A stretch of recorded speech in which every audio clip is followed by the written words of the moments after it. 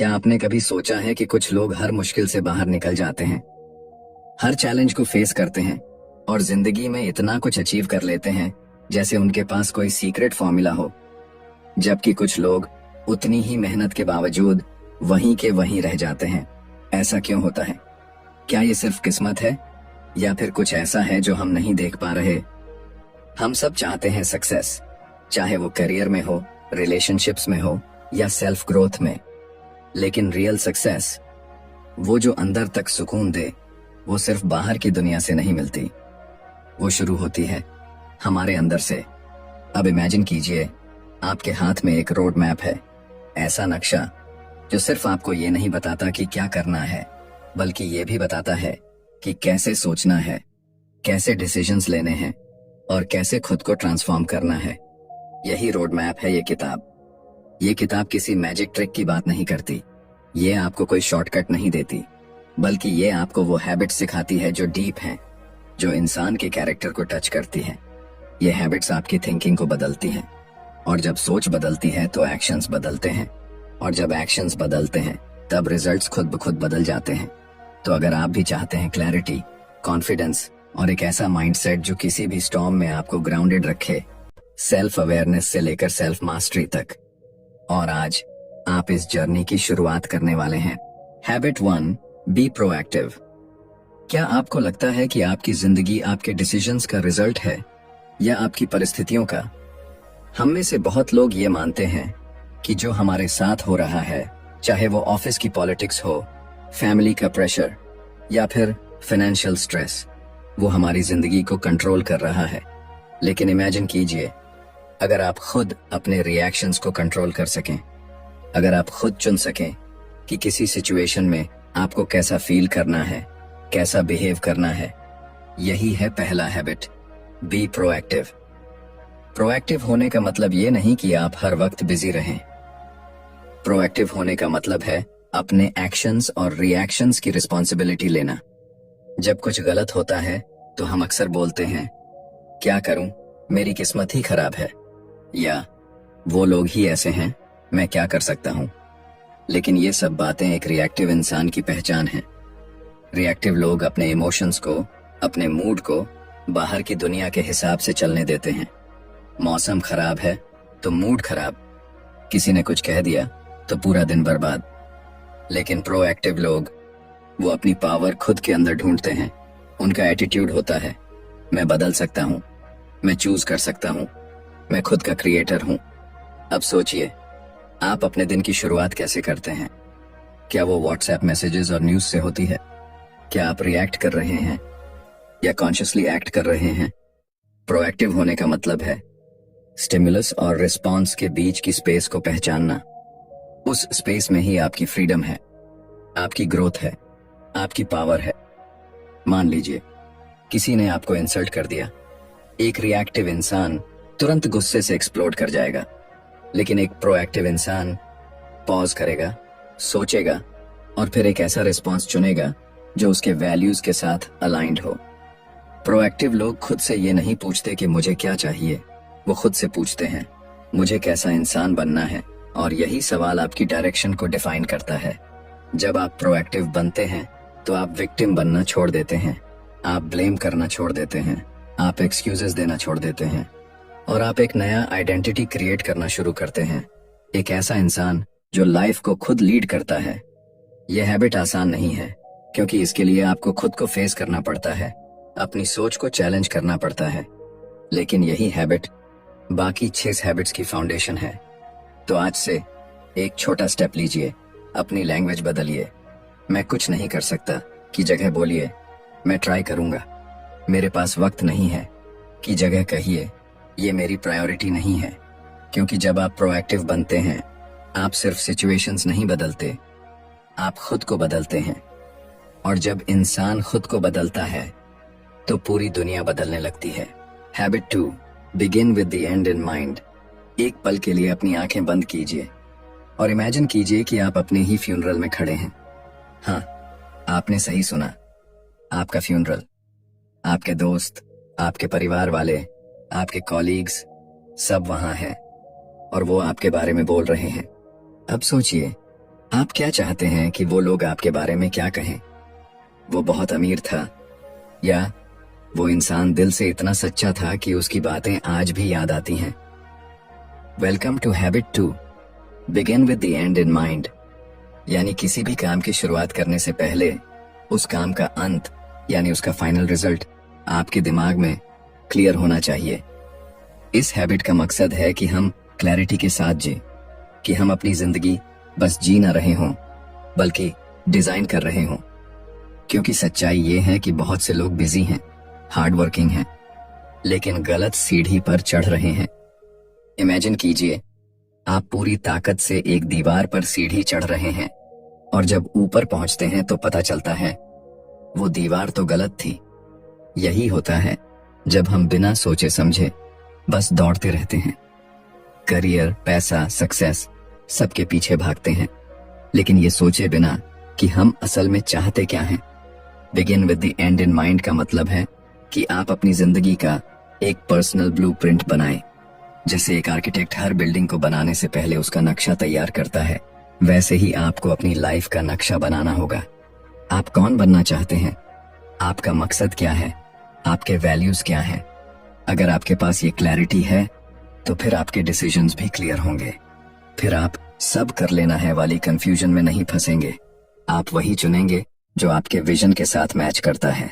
अब सोचिए, क्या आपने कभी अपनी पर्सनल मिशन स्टेटमेंट लिखी है? एक ऐसा स्टेटमेंट जो आपके लिए कंपास की तरह हो, जो बताए कि आप कौन हैं और क्यों हैं। जब आप अपने एंड को क्लियरली देख लेते हैं तब आपकी प्रायोरिटीज बदलने लगती हैं।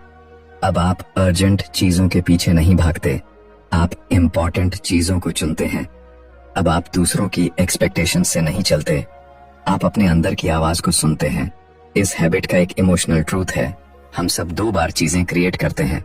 पहली बार हमारे दिमाग में, दूसरी बार हकीकत में। तो सवाल ये है, क्या आपकी जिंदगी की पहली क्रिएशन आपने की है, या वो दुनिया, सोसाइटी और बाकी लोग कर रहे हैं?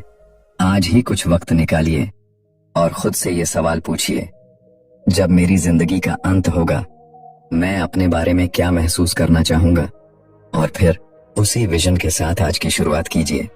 क्योंकि अगर डायरेक्शन ही सही नहीं है तो स्पीड का कोई मतलब नहीं। Begin with the end in mind और आप पाएंगे कि आपकी जिंदगी पहली बार सच में आपकी हो रही है। Habit 3, put first things first. हम सबकी जिंदगी में 24 घंटे ही होते हैं, फिर भी कुछ लोग हर दिन अपनी ड्रीम्स के करीब पहुंचते हैं और कुछ लोग दिन खत्म होने पर बस इतना ही सोचते हैं, आज तो कुछ कर ही नहीं पाया। ऐसा क्यों होता है?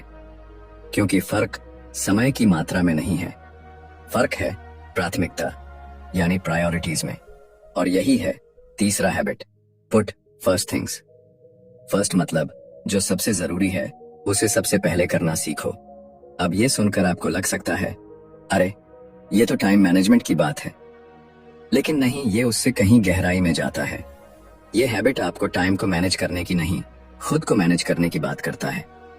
अब सोचिए, क्या आपने कभी ऐसा महसूस किया है कि दिन भर आप बिजी थे लेकिन फिर भी जो सबसे इंपॉर्टेंट था वो नहीं हो पाया? वो कॉल जो करनी थी, वो किताब जो पढ़नी थी, वो आइडिया जो लिखना था, सब पेंडिंग रह गया क्योंकि बीच में अर्जेंट चीजें आ गईं। ये हैबिट आपको एक पावरफुल डिस्टिंक्शन सिखाता है। हर अर्जेंट चीज इंपॉर्टेंट नहीं होती और हर इंपॉर्टेंट चीज अर्जेंट नहीं होती। उदाहरण के लिए, एक ईमेल का रिप्लाई देना अर्जेंट हो सकता है, लेकिन अपनी हेल्थ का ध्यान रखना वो इम्पोर्टेंट है। ज्यादातर लोग अर्जेंट कामों में उलझकर अपनी जिंदगी के सबसे इम्पोर्टेंट गोल्स को भूल जाते हैं, क्योंकि अर्जेंट काम शोर मचाते हैं लेकिन इम्पोर्टेंट चीजें चुप रहती हैं। अब एक सवाल खुद से पूछिए, क्या आप अपनी प्रायोरिटीज के हिसाब से जी रहे हैं या दूसरों की एक्सपेक्टेशंस के हिसाब से? पुट फर्स्ट थिंग्स फर्स्ट आपको सिखाता है, अपने रोल्स और गोल्स को पहचानो। आप बेटे हो, बेटी हो, एंटरप्रेन्योर हो, स्टूडेंट हो, दोस्त हो, हर रोल में आपके रिस्पॉन्सिबिलिटीज हैं और हर रोल के लिए कुछ मीनिंगफुल गोल्स होने चाहिए। जब आप ये क्लैरिटी पा लेते हो तो फिर आपका हर दिन पर्पसफुल हो जाता है। अब बात आती है डिसिप्लिन की, क्योंकि जो चीज जरूरी है वो हमेशा आसान नहीं होती। अर्ली मॉर्निंग उठना, डिस्ट्रैक्शन से बचना, मीनिंगफुल काम करना, ये सब मदहोश करने वाली चीजें नहीं हैं, लेकिन यही वो हैबिट्स हैं जो आपकी जिंदगी को ट्रांसफॉर्म कर सकती हैं। पुट फर्स्ट थिंग्स फर्स्ट का मतलब है अपने कंफर्ट जोन से बाहर जाना, अपनी विल पावर को डेली डिसीजंस में इस्तेमाल करना, और सबसे जरूरी बात, ना कहना सीखना। क्योंकि जब आप हर किसी को हाँ बोलते हो तो आप अपने सबसे जरूरी कामों को ना कह रहे होते हो। आपको खुद से ये पूछना है, क्या मैं आज वही कर रहा हूं जो मुझे मेरी उस जिंदगी के करीब ले जाएगा जो मैंने हैबिट 2 में इमेजिन की थी? अगर हाँ, तो आप सही रास्ते पर हैं। अगर नहीं, तो आपको रुक कर सोचना होगा, क्योंकि अल्टीमेटली सक्सेसफुल लोग वो नहीं होते जो सब कुछ कर लेते हैं, बल्कि वो होते हैं जो सही चीजें पहले कर लेते हैं। आज से तय कीजिए, आप रिएक्शन में नहीं, एक्शन में जिएंगे। आप बिजी नहीं, इफेक्टिव बनेंगे, और आप अपनी जिंदगी को डायरेक्शनलेस भीड़ में खोने नहीं देंगे। पुट फर्स्ट थिंग्स फर्स्ट, और देखिए कैसे आपकी प्रायोरिटीज आपकी पहचान बन जाती हैं। Habit 4, think win win. जरा सोचिए, आप किसी नेगोशिएशन में हैं, या कोई रिलेशनशिप में चैलेंज है, या आप किसी दोस्त, पार्टनर या कोलीग से किसी टॉपिक पर डिसएग्रीमेंट में हैं।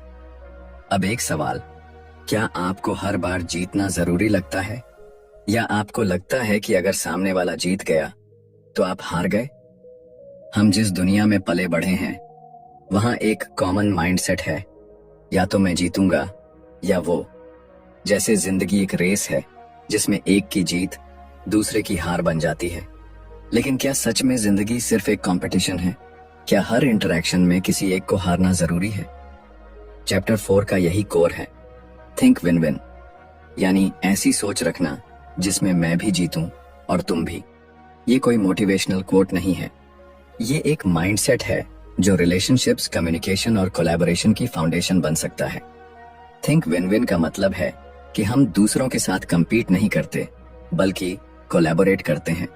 हम किसी को नीचे गिराकर नहीं उठते, बल्कि एक दूसरे को साथ लेकर ऊपर जाते हैं।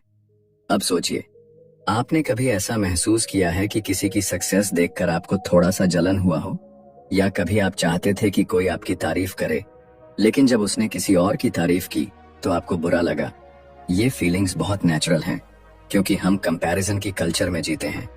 लेकिन विन विन माइंडसेट हमें कंपैरिजन से कोऑपरेशन की तरफ ले जाती है। इस हैबिट की ब्यूटी ये है कि ये सिर्फ एक एटीट्यूड नहीं है, ये आपकी कैरेक्टर से जुड़ा होता है।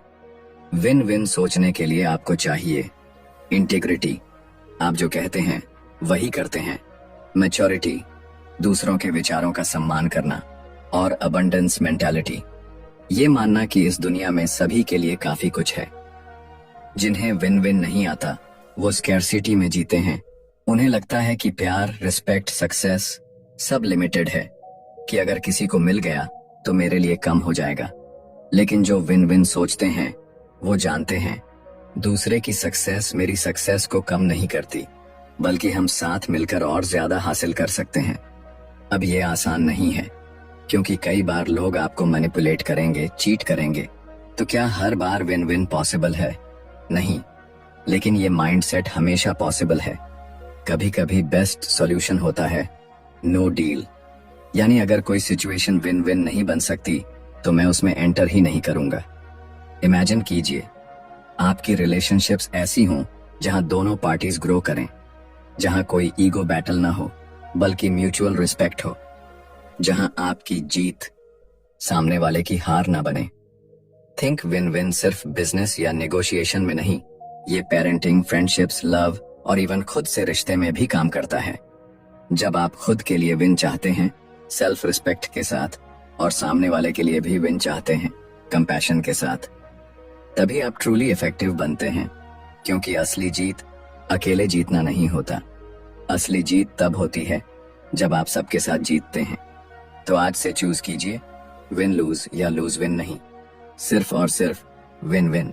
Habit 5, seek first to understand then to be understood. क्या आपने कभी किसी से बात करते हुए महसूस किया है कि वो सुन तो रहा है लेकिन सच में सुन नहीं रहा? बस जवाब देने के लिए रुका है, समझने के लिए नहीं।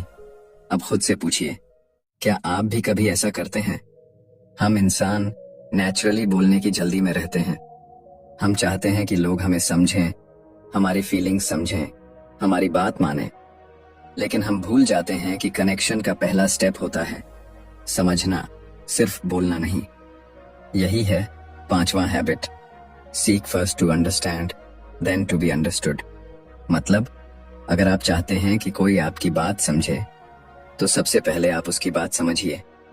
अब एक सवाल, जब कोई अपना दर्द, फ्रस्ट्रेशन या कंफ्यूजन लेकर आपके पास आता है तो क्या आप उसे पूरी तरह सुनते हैं या आप तुरंत सलाह देने लगते हैं? बहुत से लोग एडवाइस देने में जल्दी करते हैं बिना ये जाने कि सामने वाला किस माइंडसेट में है, उसे असल में चाहिए क्या। इमेजिन कीजिए, कोई डॉक्टर आपको बिना पूछे, बिना समझे बस दवा दे दे, क्या आप भरोसा करेंगे? तो फिर रिलेशनशिप्स में हम ऐसा क्यों करते हैं? इस हैबिट की ब्यूटी ये है कि ये आपको एक रेयर गिफ्ट देती है, एम्पैथिक लिसनिंग। मतलब सुनना सिर्फ शब्दों को नहीं बल्कि इमोशंस को, उस साइलेंस को जो किसी के शब्दों के बीच छिपा है। एम्पैथिक लिसनर बनने के लिए आपको जजमेंट हटानी होगी, रिस्पॉन्स देने की जल्दी नहीं करनी होगी, सिर्फ ऑब्जर्व करना होगा दिल से। जब आप किसी को पूरे दिल से सुनते हैं तो वो इंसान सिर्फ सुना हुआ नहीं, समझा हुआ महसूस करता है। और यही एक ह्यूमन नीड है, टू फील अंडरस्टूड। अब बात आती है दूसरी आधी, देन टू बी अंडरस्टूड। जब आप पहले सामने वाले को समझते हैं तो आपका इन्फ्लुएंस कई गुना बढ़ जाता है। अब जब आप बोलते हैं तो लोग सच में सुनते हैं क्योंकि आपने उन्हें रिस्पेक्ट दी है, अटेंशन दी है। इफेक्टिव कम्युनिकेशन सिर्फ अच्छे शब्दों से नहीं होती, वो कनेक्शन से होती है। थिंक अबाउट इट, घर में, ऑफिस में, दोस्तों के बीच कितनी बार कॉन्फ्लिक्ट सिर्फ इसलिए होते हैं क्योंकि हम एक दूसरे को समझने की कोशिश ही नहीं करते। हर इंसान चाहता है कि उसकी बात सुनी जाए, उसकी फीलिंग्स वैलिड मानी जाए। और जब आप ये गिफ्ट किसी को देते हो बिना इंटरप्ट किए, बिना एडवाइस दिए, तब आप सच में हीलिंग क्रिएट करते हो। Seek first to understand then to be understood. कोई ट्रिक नहीं है, ये एक माइंडसेट है, एक हार्ट सेट है। और सबसे ब्यूटीफुल बात यह है, जब आप दूसरों को समझते हैं तो आप खुद को भी नए अंदाज में समझने लगते हैं। तो अगली बार जब कोई आपके पास अपनी कहानी लेकर आए तो सुनिए, बिना इंटरप्ट किए, बिना सोचें कि जवाब क्या होगा। बस एक बार सच में समझने की कोशिश कीजिए, शायद यही एक कोशिश किसी की पूरी जिंदगी बदल दे। Habit 6, synergise. कभी सोचा है कि दो लोग जब एक साथ काम करते हैं तो क्या उनका रिजल्ट सिर्फ 1 + 1 = 2 होता है? नहीं, कभी कभी ये रिजल्ट होता है 1 + 1 = 11। और इसी जादू को कहते हैं सिनर्जी, सिनर्जाइज, यानी मिलकर ऐसा क्रिएट करना जो अकेले कभी पॉसिबल नहीं था। अब एक सवाल, आपने अपने आसपास ऐसे लोगों को देखा है जो हर चीज में अकेले शाइन करना चाहते हैं, जो दूसरों की बात काटते हैं, डोमिनेट करते हैं, बस खुद को सही साबित करने में लगे रहते हैं? और फिर दूसरी तरफ कुछ लोग ऐसे भी होते हैं जो मिलकर सोचते हैं, एक दूसरे की स्ट्रेंथ्स को अप्रिशिएट करते हैं और जो डिफरेंसेस को सेलिब्रेट करते हैं। सिनर्जी यहीं पैदा होती है, डिफरेंसेस को थ्रेट नहीं, स्ट्रेंथ मानने से। इमेजिन कीजिए, एक ऑर्केस्ट्रा जिसमें हर इंस्ट्रूमेंट का साउंड अलग है, लेकिन जब सब एक हार्मनी में बजते हैं तो एक ऐसा संगीत बनता है जो सोल को छू जाता है। वैसे ही सिनर्जी भी तब होती है जब अलग अलग विचार, एक्सपीरियंसेस और पर्सपेक्टिव्स मिलते हैं, बिना ईगो के टकराए हुए। पर हम में से बहुत से लोग डरते हैं कि कहीं किसी और का आइडिया ज्यादा अच्छा ना निकल जाए या कहीं हमें अपनी सोच बदलनी ना पड़े।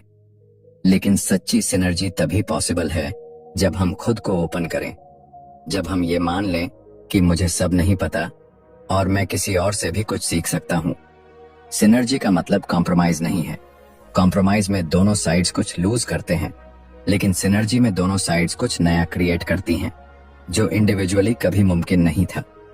अब जरा सोचिए, अगर हर रिलेशनशिप में, हर टीम में, हर बातचीत में ये माइंडसेट आ जाए कि हम एक दूसरे को नहीं काटेंगे बल्कि जोड़ेंगे, तो क्या होगा? डिसएग्रीमेंट्स होंगे, जरूर होंगे, लेकिन वो टकराव डिस्ट्रक्टिव नहीं होगा, बल्कि वो टकराव से नए सॉल्यूशंस पैदा होंगे। क्योंकि जब दो लोग अलग अलग सोचते हैं तो क्लैश हो सकता है, लेकिन अगर रिस्पेक्ट बना रहे तो उस क्लैश से क्रिएटिविटी निकलती है। सिनर्जी की सबसे ब्यूटीफुल बात यह है कि ये सिर्फ आउटकम नहीं बदलती, ये रिलेशनशिप्स भी बदल देती है।